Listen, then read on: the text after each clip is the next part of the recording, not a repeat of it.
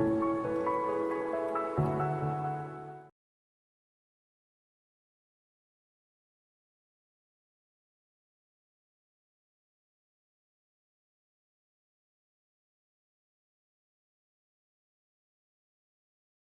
everyone, welcome to another video. So I just filmed my gender prediction video based on Odd Wives House, so if you missed that video, go check it out. Now we're going to do a bit more. Oh, my obstetrician says I can't cross my legs, so I won't do that.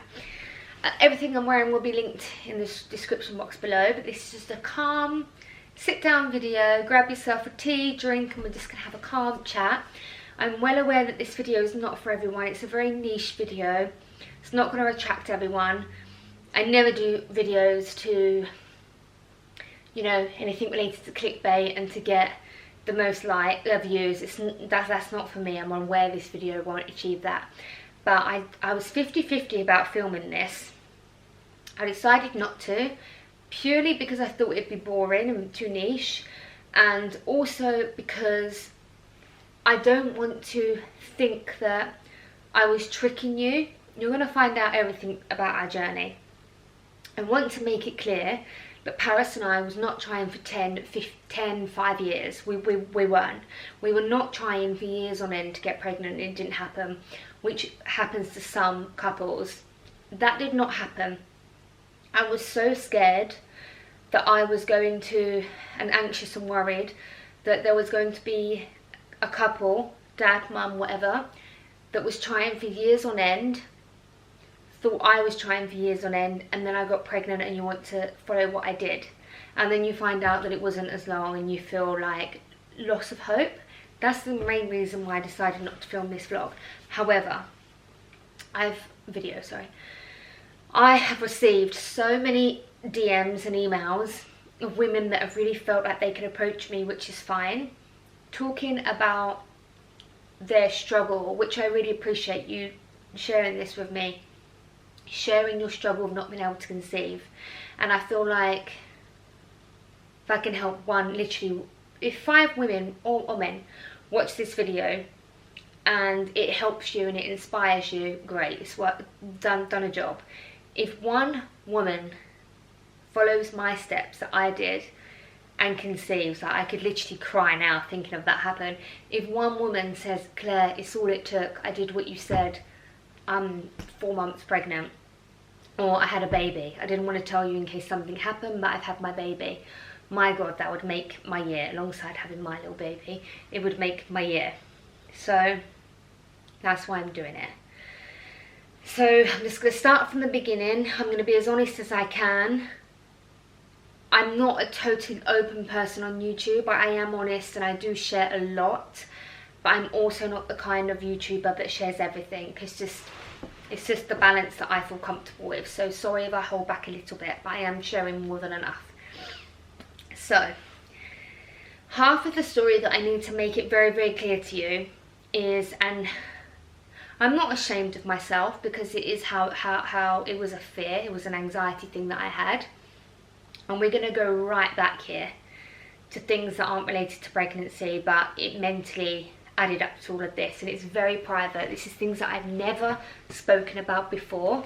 And never say never, but I never intend on speaking about this ever. So here goes. Feel a bit awkward. I've always felt that this is nothing to do with my channel.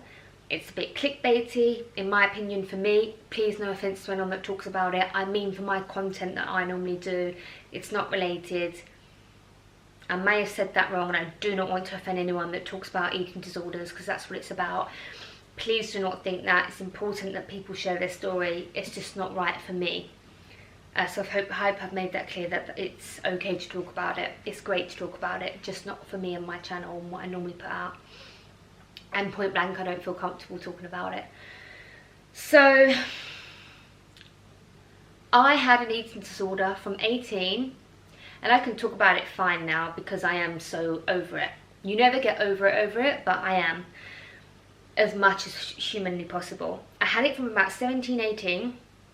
It got really bad around 20, 21, no 20, 19 even actually, yeah, it spiraled pretty quickly. And started acknowledging it around 23. Took me, so when, in my case, I knew I had it, which is a huge revelation, because you go from not being aware and in denial to being aware that you have it, wanting to get better, but you can't. And that phase took me 2 years to know I had it and want to get better. That took 2 years for me. My ex-boyfriend was really helped as much as his capacity could help, and he was a very nice boyfriend. I have nothing bad to say about him at all, and I don't want to make him sound out like he didn't help me, because he did. But I actually think it was Paris that completely helped me get over it. And actually, when I met him, he knew in the first dinner we had that I had a problem. Even though I didn't look ill, because I'd been getting better for around 3 years, he knew, and I had so many rituals and weird things, and he knew. And like, thanks to him, it took about 5 years, but thanks to him I completely got over it. So the reason why I told you that is it stems back from there, why I left it as late as I did. I replaced my eating disorder addiction to another addiction, and I still haven't been managed to kick this, and I think it's just part of my makeup and personality and character, and I'm always trying to work on it. But I replaced the eating with exercise, and I over-exercised, which was very unhealthy, so I knew very quickly I had to kick that. Something that very much so is related to my channel, and a kind of, to the trolls that say all I care about is shopping and I can't be happy through shopping. This is the honest truth, that I was working at Harrods, surrounded by shopping, surrounded by rich people, being in that Harrods warp of you're selling things that are added up to £20,000 for a customer. You then buy one little thing with your huge discount. It feels cheap when really it isn't. And it's very easy to get sucked into a shopping frenzy. And I replaced my exercise addiction with shopping addiction. And hand on my heart, I nipped this in the bud after literally about 6 months. I never had a credit card. I never had an overdraft. I always had like £200 max overdraft. And I never got myself in debt. So I definitely nipped it in the bud. I always just spent the money that I had. But I would sacrifice too much to go shopping, where it was a bit of like, yeah, okay, you have a bit of a problem. And I nipped this in the bud after 6 months and did not let that become a problem. So anyone that tells me that I do have that, no, you're absolutely wrong. I was aware of it, made sure that never happened. I changed that addiction to work addiction, and I am a workaholic. And anyone that knows me, Paris has to really balance me and be like, Claire, switch off for a second. I cannot switch off. I'm addicted to work. I'm addicted to the buzz of having something successful happened. I'm addicted to it. And that kind of mental path made me scared to have children. And this is just half the story, by the way. It made me scared to have children, that I wouldn't be able to achieve everything I was achieving. And I know that probably some people are going to really disagree with me, but I can only be honest with you. And this is what happened with me. I've achieved so much, and I am actually very proud of myself. And in the last few years, Paris has supported me for everything, but the last few years we've achieved so much together, especially the last 2.5 years. And the things that we're doing at the moment, business-wise, together, I'm so proud of us, of what we've achieved. And I've worked so hard to get here. And sorry, I was doing it every video that I have this gas, but you just have to ignore it. I don't even know what it is, it's just annoying. And I've just worked so hard to get here, and I am addicted, and I am worried about replacing that addiction with something else that's going to be unhealthy like before. That it gave me anxiety. And I desperately wanted children. I always wanted to have children. I've dreamt more about children than I did a wedding or my dream house. I was always dreaming of children, and I was desperate to be a mum, but I had like this anxiety and fear that I wasn't going to be able to be good enough, and I wasn't going to be able to carry on living how I was living and not achieving what I'm achieving, because I'm not successful enough where I can take a breather and I have a whole team running this ship that I have created. I'm not there yet. But you're never ready, and there's always, you get one goal and then you want to hit another goal, and then there's something else, and then there's something else. And I wanted the same lifestyle for the children. I wanted to be able to have private hospital. I do want private hospital, because it's hit and miss. Like, NHS are great, of course they are. Saved my life literally 2 years ago. They're amazing. I have lots of family that are in the NHS, but overcrowding is a problem with birthing, and just to give my child the best head start, I wanted to afford that. I wanted to be able to afford private school, travelling, and let my kids travel, and blah blah blah blah. And I was trying to reach this perfect lifestyle, when being the perfectionist that kind of does lay with eating disorder and striving for perfection and addiction and all of this, and it kind of was all mangled into one, and not thinking you're good enough and things like that. So that was a huge part. Now, I am going to say something that could come across offensive, and I really hope it doesn't, but I really, really want some existing parents that do this just to take a second and not do it, because it's coming from someone that had such an anxiety of becoming pregnant that, like, some men, I'm not going to exclude men, but women, we do have more of a, you know, men can have a baby and like snap back in and go to work. Your baby can be 3 weeks old. If you need to go to that CEO meeting, you can go to the meeting. The wife can't, the mum can't. She's breastfeeding, she's had a cesarean, she's got a 3rd degree tearing. You physically can't. It's much harder on the woman, and you can't say it isn't, because we birth and have to get over the birth and have to get over the pregnancy, and most people do breastfeed, not everyone, but you know, it's different.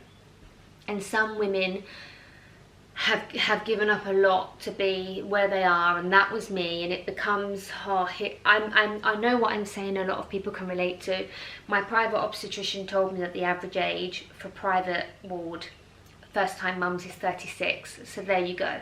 So people that are, these women that are working a lot, it's quite normal, because you know, you're so worried about having to take time off work and blah blah blah. I'm so worried I'm offending people. I don't want to leave out mums and not like housewives, because you're not just housewives, you do work. It is the hardest job in the world being a mum, so I'm just not talking about that side of things.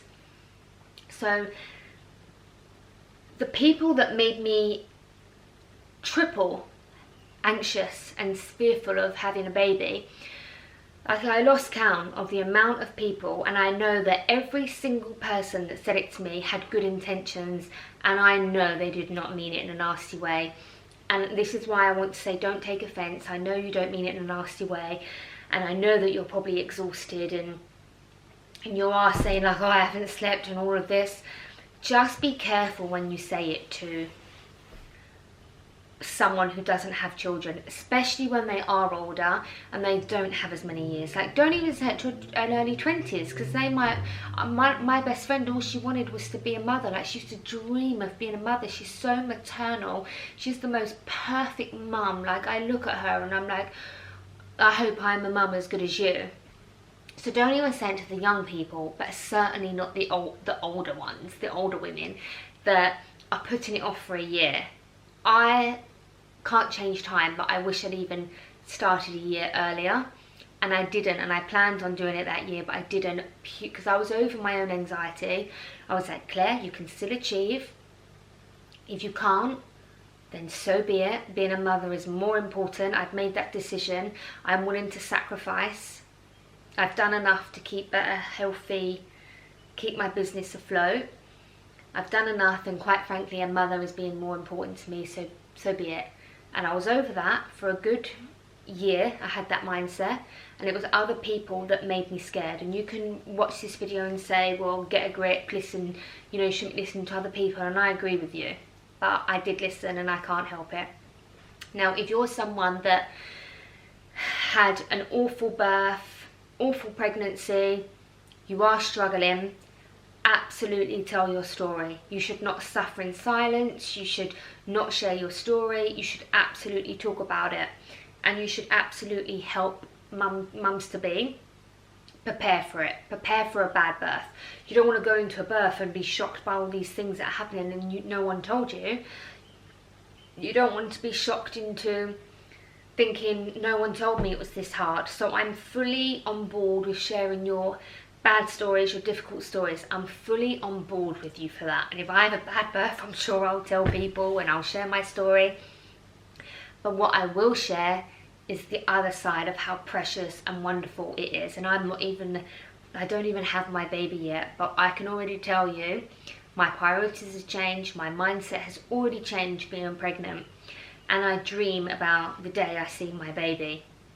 And I already have an unconditional love for it. And I even said to Paris the other day, we had a 3D scan, and I said, oh, I'm so scared to say he or she, even though I know the gender's out, but I'm not going to say it just in case I decide to put this video out early. So I'm just going to say it, even though I don't think it's an it. I better watch this back and think how flattering I am. Oh no, no battery. And I said to him, I said to Paris, oh, it is cute, isn't it? And he looked at me like, yes, of course. Like, even he is like, my baby. Love my baby, it's the best thing in the world. And we're both like that. It's like the best thing, the best child that's ever going to live. And we already feel like that. And I just want to make sure that there was a time when I was like, I'm going to start trying.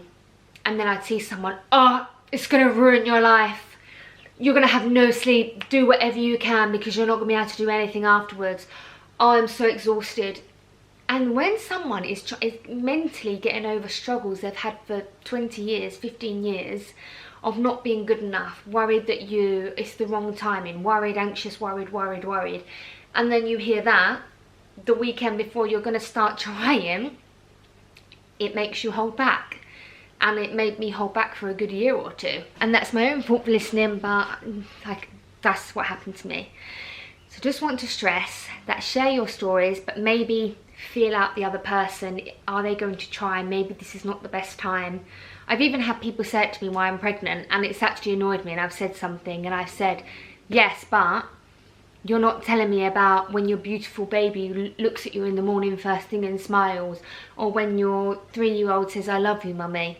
And like my nephew said to me, I love you, Auntie Claire. I cried. I literally cried because I was so happy. It made me so happy. I could cry thinking about it. And that's my nephew. It's not even my child. So I said, like, share that. Share that overwhelming unconditional love. Like, I love my family. I adore Paris to the point where I think I couldn't live without him. But I already know that I'm going to have that unconditional love. Like, if Paris had an affair, bye-bye. That's not unconditional love. Paris, you have an affair, bye-bye. It's not unconditional love, is it? I adore him. I just told you I don't think I could live without him. But if he did something like that, I don't think I could. I would find happiness with someone else. Warning, Paris. But it's true. Whereas my child, I know I'm going to love unconditionally, and you need to share that balance. So just wanted to, it was very important for me to share that. So if you are a mum, just hold back. By all means, share these downsides that you have. I think you should share. But then just say something at the end, but it's all worth it. But look at my precious baby. He, she made me a mother. He made me my day the other day when she came home from play school with this, I love you, mummy. No, and I don't know, my baby said mummy for the first time. I don't know, like, just share the plus side. So I'm going to charge my camera, and then we're going to talk about the struggles I have conceiving. So the first 10-15 minutes is about a mental struggle that I had. And I wouldn't say I have mental health problems. I have anxiety probably as much as the next person. I have anxiety, yes. And I put a lot of pressure on myself. But I think it's quite the norm. It's quite common to have anxiety and put pressure on yourself. So I think I have a normal amount. I hope that was all clear. Please feel free to ask me any questions in the comment box. If I'm not clear, I'll do another video. But I just wanted to make sure that you knew that was a reason why I did leave it late, and I haven't been physically trying to conceive for the last 5 years. I've actually been dealing with that for the last 5 years. And it wasn't a big problem. So now we're getting to the struggles I had. that I didn't conceive straight away and what I did to overcome that. So let me quickly charge my battery and then I'll come back to you. Back again. It's been half an hour since I've been waiting for my camera to charge, and I've been so anxious thinking I should just delete that side of the story because it's very personal. I'm terrible at explaining myself because I talk too much, and I'm worried that it comes across that I was being selfish, and I mean maybe I was being selfish to some certain extent, but I don't want it to come across how it isn't, that I like my lifestyle and want to keep it. It's not that. It's about finding a balance with like this addiction compulsive personality I have, which is, it's not extreme. I'm not a drug addict. I'm not getting myself in debt. I'm actually doing the opposite. I'm succeeding in life. I'm building a good life for myself. And I don't want to unbalance something that I struggled with so many years ago, like where I was hospitalised and had therapy, like even therapy on the NHS, not even privately, because I was that ill. So I hope I have explained it right, and so many of you won't get it, and that's fine. But I know so many people will. So many working women will get what I mean about striving and worried that you've worked so hard you can't do it. And then even people that are mums and don't work, you can also relate to that. Maybe you've got a good thing going on with your partner, and maybe you also have had anxieties of not being good enough and things like that. So I do hope I've explained myself, because I am going to keep it in. I just hope I portrayed the right story, where it's deeper than, oh, I have a nice lifestyle and I'd like to keep it. Because I don't even think my lifestyle is that great. Everything I have I work for. It's more about, you know, I've explained it, so I just hope I explained it properly. So now the other side. I've already said we haven't been trying to conceive for years. I want to make that clear.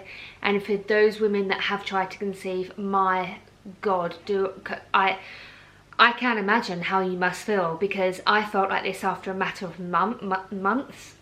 I've got such a lisp with my brace that I can only imagine the despair of taking years. So I can imagine. So once I got over all of that, it doesn't just happen. Now, I've never been on the pill because I actually, obviously when I was that ill with the eating, I didn't have a period for years. And they did say that it will affect you later on in life. And I'm also sharing this story as well for young girls that do get drawn into the eating thing. And I think it's worse than ever now with social media and this perfect lifestyle. Someone close to me, I'm not going to name and shame them. It's not shameful at all, but they might not want me to talk about it. Someone close to me kind of followed in my footsteps.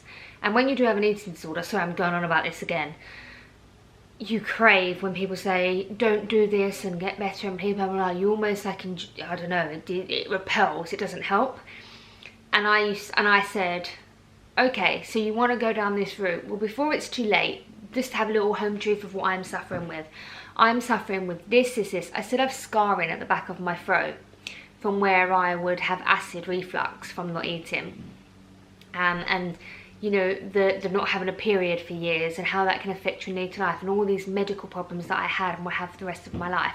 Why do you think I'm allergic to absolutely everything? I joke about it in every video. I'm allergic to everything. All my friends, Claire's allergic to everything. It's just a joke now. It's because I didn't used to eat. It's not for no reason. It's because I didn't used to eat. And I made myself intolerant to dairy. I lived off Special K for 2 years.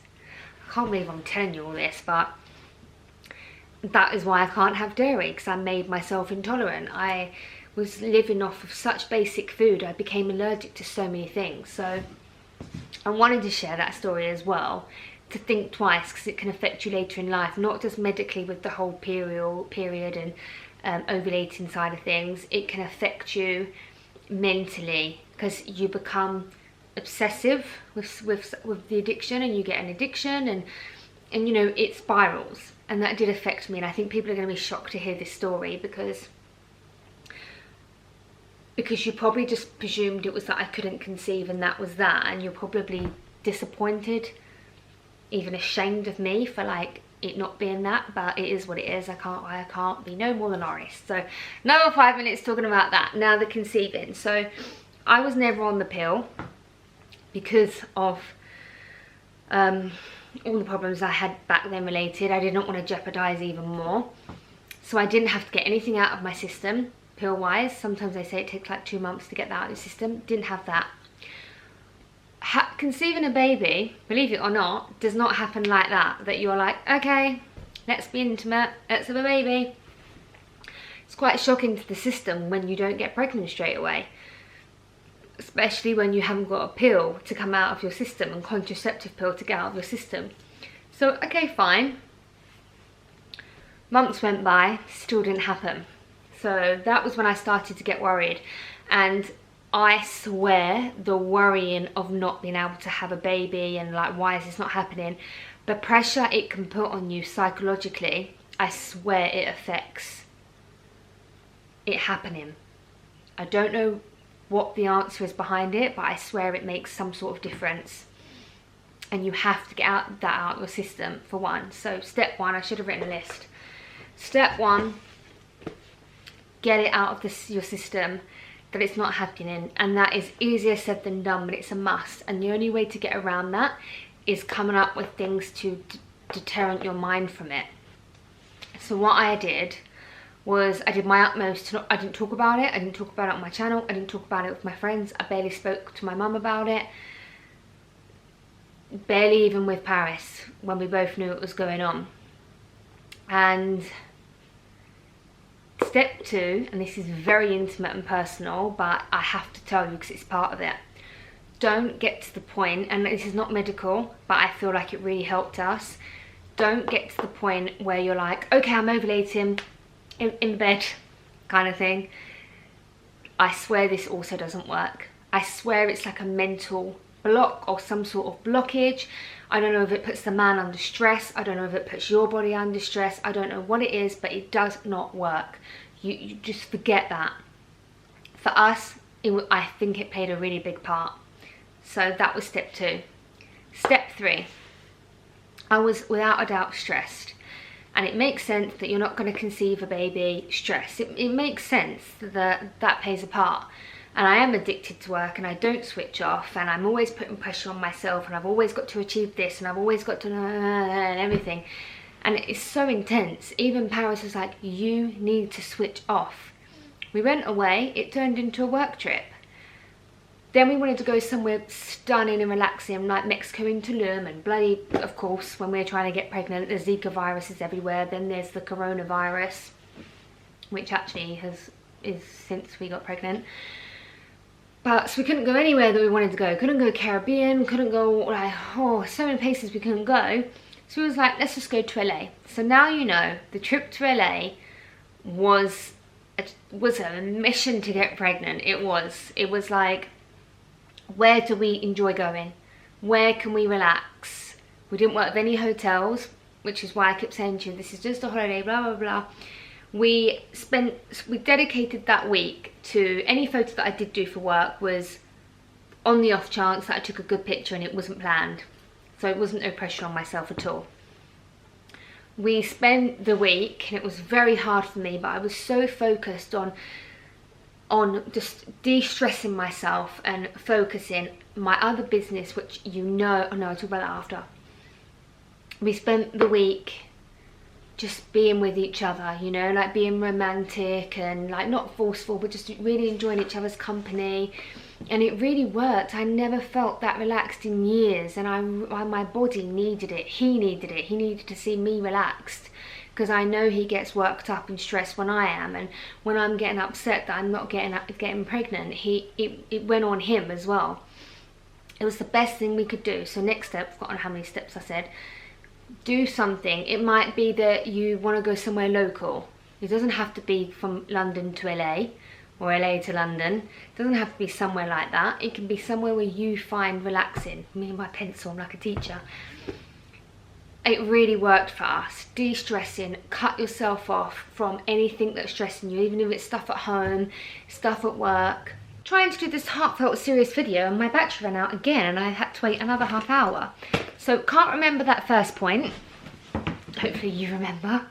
So second point we got up to, don't be intimate with the intention just to conceive and that's it, because from my personal point it didn't work. Last point we spoke about was de-stress, go away somewhere, whether it's you need sun, beach, or whether you like to go skiing, whatever it is. I really think it helps. Just go away, you and your partner. I think that was key, absolutely key. Okay, number 4 is a bit controversial because I absolutely do not say getting drunk or drinking will get you pregnant. Categorically no. Some people don't drink for religious reasons, but I use this step, so I have to be honest and include it. I'm not a drinker, haven't been drunk for 15 years. I have the odd rosé in the summer, the odd sip of a gin and tonic or champagne. I am not a drinker, just because I don't want to. When we were in LA, I had a couple of drinks and I just thought, I'm relaxed, I'm going to carry on being relaxed, and why not I have a bit of a drink. So yes, you don't have to drink, it's not in there, but I did it and it really did help me relax. So maybe like, personal again, so maybe like on the first night when, you know, I wanted to get straight into feeling relaxed and make use of the holiday, I think it just loosened me up for the rest of the holiday. So literally only a couple of drinks, but I did that, so I have to include it. Number 5, prioritize. Now this is quite a big one. For those of you that follow my blog and my videos, you will know that I have shared a story that I have another business. You know that. You also know that I set up a business 18 months ago. Really started doing it a year ago. I spend more time doing that than my blogging, which is a lot. It's my ultimate dream. It's what my whole career in education has stemmed to. All I want out of life, career-wise, means so much to me, and I had to put it on hold because, again, I didn't believe I would be a good enough parent. I also didn't believe I was good enough for this, even though I know, fact, I'm good at this. The facts are there. I'm good at this. I still didn't think I was good enough, and I put it off, I put it off, I put it off. I finally got over my fears of not being a good enough parent, mother, and not being good enough of doing my dream goal, work-wise. And I got over that, and I worked really hard to get over it, and I got over both of them, but I got there, and then the other parents put me off. My bad. Should know better not to listen to other people. And this, I finally got there and made a start on it January 2019 for sure. Lots of prep before, but physically it was on the go. And you were going to hear about it and it be up and running in October 2019. So it was meant to launch them, but I took the decision 4 months prior to put it on hold because being a mother was more important. Even though that was the biggest dream of my life, having a baby was an even bigger dream. So I prioritized what was more important. If I never have this dream career, it's okay because I want a baby more. So I put that on hold, and it was a really big deal for me. And I still get a bit upset about it now, but it instantly clicks out because I'm having a baby and it means the world to me. It's a lot of pressure on me. It's a lot of hard work. I'm doing a full-time job and I'm doing this, and the whole time I'm trying to prioritize, and like my blogging side of things is going super well, and it's more work than I think what non-bloggers realize, but it's not about that. And I'm also doing this other job, and at the same time I'm trying to not overdo it, and I won't, and I'm having to deal with the fact that it might not even come out this year, and that's okay. And then when the baby is here, if I don't get it out before the baby is here, I don't know what's gonna happen. But like I say, it was a big sacrifice for me, and it's fine. Best decision ever, totally fine with it. But you can't expect, if you're not conceiving right away and you're not super fertile, you can't expect, you need to make changes. And of course, there are physically medical problems, and I really should have said this earlier. I did not have a medical problem that I was aware of. Right, I conceived without having any medical help, so I probably should have said that at the beginning. But there are, of course, people going to watch this that have a medical problem. And if they do all of these, it's not going to happen for them.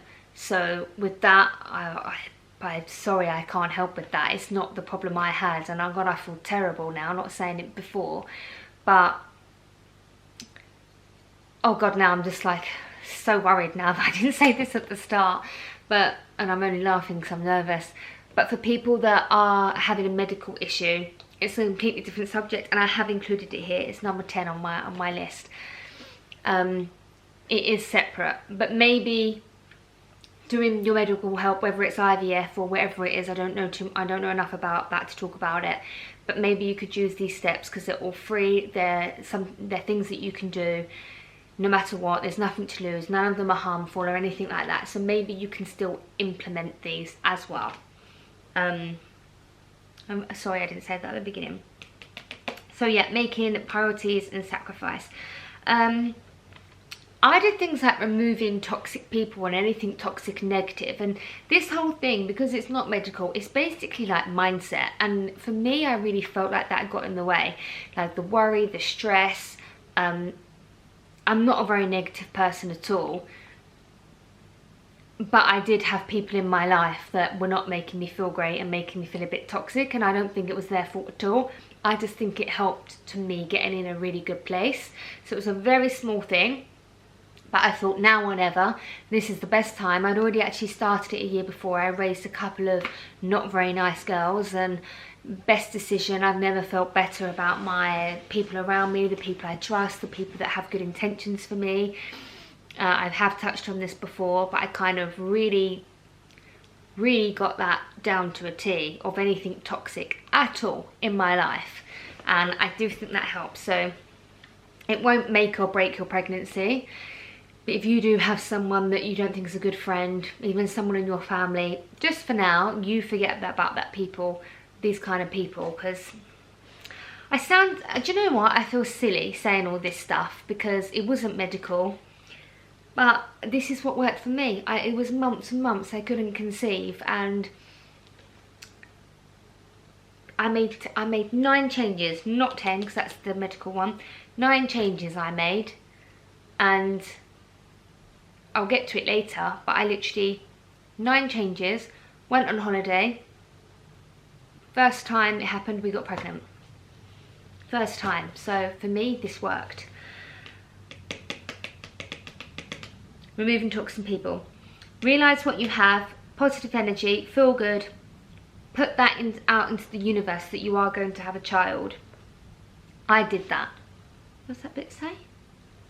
Got nothing to lose. So, again, I was always, am I ever going to have a child? Am I ever going to be a... Stop that completely. I was putting out there, visualising myself with a child. Positive attitude, putting it out there in the universe because I believe in that anyway, so why wasn't I doing it with this? So I changed my mindset with that. I would talk to Paris in a different tone. When we have a baby and this is going to be great and this is that, and then he picked that energy up off of me and realised it was okay to talk about that because he's very sensitive to how I feel. He's that sort of person. So I think that automatically rubbed off on him. And again, I think it really helped. I changed that mindset to putting it out there. Just like if you want to go for a job, you put it out there, you're going to get that job. It makes such a big difference, and I wasn't doing it before. So it was all about the mindset. I was feeling very positive. I was like, come on Claire, it makes sense. You're stressed, you're anxious. You've been worrying about this and that, just forget it all, go away. Did actions to physically make me de-stress, not just like, right, I'm gonna be zen. No, I actually made myself be zen. And it took a couple of months, and I did everything humanly possible, and I did eventually feel relaxed for the first time in years.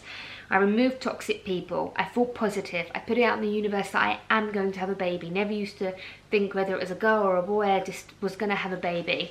We had a girl name, we had a boy name, we would constantly talk about those names. Okay, this is a weird one. I do not smoke, I've never done weed in my life. I know that it is legal in some parts of the world. I'm going to talk about California, LA, because this is where I got the story from. So I met someone in LA, and we got talking around the pool about this. And she was like, yeah, do you know what, I've been thinking this as well. Like, I'm going to do all the things you're doing, and I think I've already started. I was like, great, you know, maybe it will happen for us. And then it came up that she was like, this is not medical, but I'm just going to put it out there what I said to her. She was saying how she smokes weed like pretty much every night. I know nothing about this. I've never even seen weed in my life, honestly. But I was saying to her, like, don't you think you should cut out the weed? Because I don't know if it makes a difference, but you've got nothing to lose. Like, what about if it does make a difference? And I couldn't understand that we both were talking about this thing we wanted so much. She was making sacrifices. You could tell that she genuinely wanted nothing more than to get pregnant. And she was also younger than me as well. And not that it matters, I guess. And I was saying to her, and she was like, oh no, it's fine, that's got nothing to do with it. I was like, well, I'm going to be honest with you, and I think that you should not do it, because it might play a part. You don't know what that's doing. No one fully knows what these things do. So I'm just going to put it out there that if you do smoke, because smoking can affect for sure, especially the male, I was told. If you really are suffering, tell your partner to stop smoking, because it can affect their sperm. And you should also stop smoking as the woman. And if you are smoking weed, you should also stop that. And that was nothing that I did or we did. That doesn't come into our world. But just learning from that girl, she still said she wasn't going to do it. And I just think that, you know, if you are that person, you really need to take it seriously and not do that. Again, no scientific medical reasoning. It's just that what I think. And I wanted to talk about that. Now this goes on to when you are pregnant, and I've had quite a few conversations with some girls over on DM. So if you're watching this and you're one of the people that DM'd me, you were not the only one. There was lots and lots that I had the same conversation with, which is why I'm bringing it up in this video.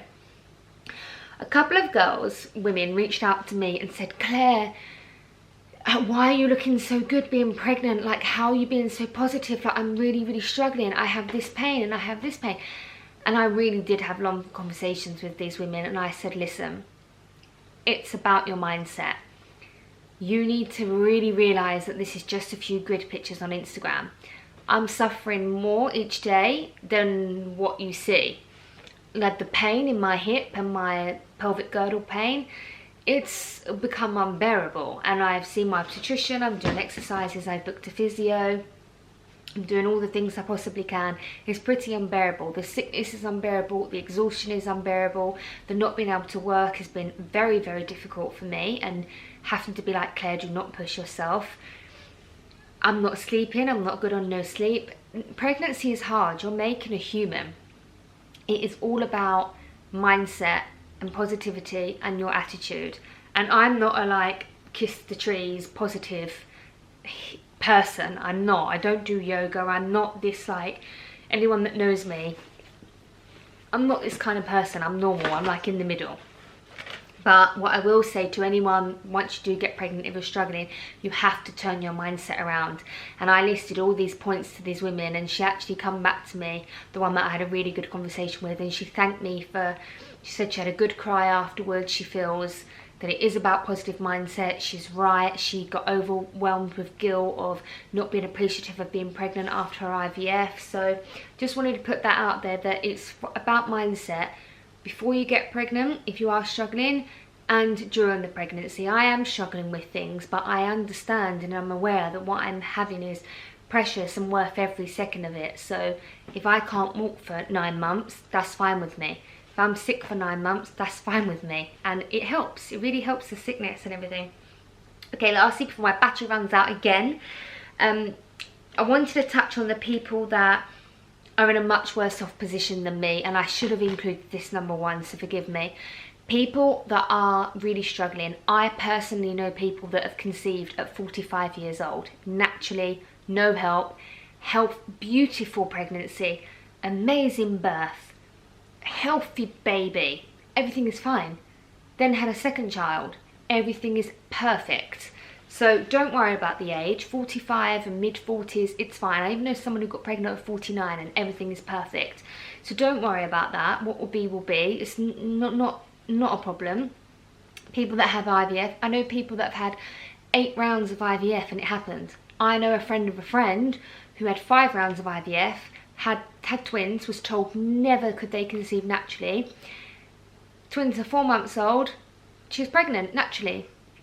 Like the body is crazy, and they do say that it kickstarts everything. So if you are having IVF, I really feel for you. I really do. We were very close to that, and I just tried these steps. I wrote them all out in my head, and if this didn't work, even my nana said, if you've not conceived by January, you need to go and get medical help. And I was like, yes, I know. And it happened, or December, she said, and it happened just before. And this was my last scenario. So this is for people like me that you're just about to do IVF, or maybe the IVF is not working. Maybe you've even done IVF. And I'm just trying to put out there things that you can do that doesn't cost anything, nothing to lose, not harmful to anyone. But for me, these were big steps. I honestly turned my mindset around. Both of us did. And I think if I didn't do it, I wouldn't have conceived. I think if I'd carried on like a Trojan with this, like an ox working, and if I'd chosen to launch this business, yes, I'd have had another business, but there's no way I would have got pregnant. No way. I probably would be going through IVF right now, which probably wouldn't have worked. And then I would have been beside myself, and then I probably would have thought I'm not meant to have children. And it could have gone a completely different way for me. So please, just try and be positive. I know it's hard. Trust me, I've been there. I know it's hard. For those of you that are in a worse position for me, I really feel for you. I'm thinking of you, praying for. Honestly, I literally pray for women and men, that because Paris was desperate. Like the men feel it just as bad. They really do. So I don't want to exclude the dads here, but I'm not saying that thinking positive is going to get you pregnant. I don't mean to be condescending, and you know, but I do think it played a part, and I swear all of this is what is responsible for us conceiving. So I'm very under pressure because my camera is flashing for the 4th time and I can't go away. It's like 10 o'clock at night here. So I really hope that this has made sense. I'm going to write some bullet points in the description box below just for you to have a quick look at, because I do blabber a lot and I do talk. I am awful at explaining myself. I'm not used to doing heartfelt stories like this, especially with my bloody camera that's just not cooperating today. So I hope you found this useful. Apologies for anything that's all up in the air. Worst day ever with my camera. And kind of was just very nervous about sharing such personal information with you, and the worry basically of me not having to go through as much as what other people have to do, going through medical problems, having operations, having IVF. I was even scared to share my story, that it wasn't that bad, and I don't want people to watch this and say like, oh well, you didn't even struggle that much. And I know I didn't. I definitely didn't struggle as much as some people, but I also didn't conceive as easy as others, and it still took us a while. And like I said, if I hadn't have changed those 9 points, I truly don't believe it would have been possible. And yes, it's the first half of, you know, not being able to conceive, like all mental problems, and not mental problems, that's well kind of really just getting over some personal fears, getting over the worry of not feeling good enough, having to deal with things that affected you years ago, having to deal with getting out of the mindset of being stressed and what you can do to tackle that. So it's just my honest story, and I have been asked a lot, so here I am telling you. And I truly hope that anyone who's going through IVF or anything like this, being someone that has experienced that kind of, you know, I really feel for you. I really do. Like me and Paris, we both do. And I can imagine what it feels like to be that extra. So stick with it. And like I say, I personally know people that have gone through multiple IVFs, gone to different countries IVF, had operations, and it has happened. I know even more people that got pregnant in between IVF, and maybe they just, and everyone that I've spoken to, the moment they're like, what will be will be, they get pregnant. And I think it does play a really big part. And if you're watching this thinking I am doing all of that, then I'm just sharing what I can with you. So I hope it was good enough. I hope I made sense. I hope I explained myself properly and it didn't come across bad. I almost feel like I should warrant filming this again, so let me know. But I'm not going to talk anymore. Would love you to follow my journey. Would love it if you asked me questions that I didn't answer good enough. Happy to talk about it till you know, end of time. Thank you for watching. Awkward because it's been such an awkward video. But thank you for watching, and I'll see you in the next one. Probably going to be completely different, probably some sort of baby style haul or something. But thank you for watching, and I'll see you in the next video.